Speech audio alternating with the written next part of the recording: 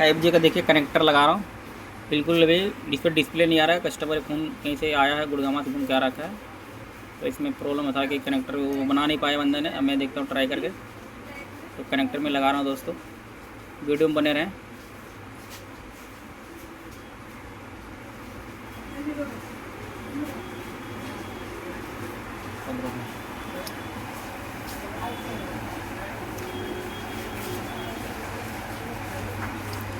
देखिए अभी लगा रहा हूँ बहुत ही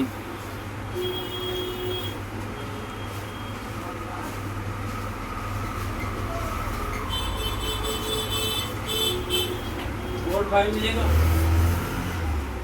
क्या चीज? बोर्ड मिलेगा। बोर्ड नहीं, बोर्ड नहीं।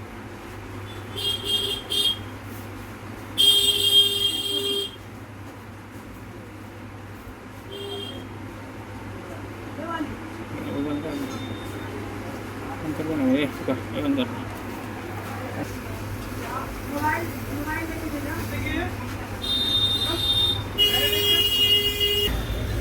दोस्तों देखिए कनेक्टर लग चुके हैं, बिल्कुल क्लीन लगा रखा हूँ। बिल्कुल देखिए, अब मैं इसमें डिस्प्ले लगा कर चेक करता हूँ हुआ है सक्सेस या नहीं हुआ है।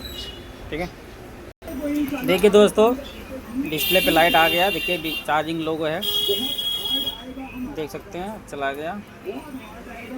एक दोबारा वो अच्छा सा बैटरी डिस्चार्ज होगा इसका, देख लेते हैं।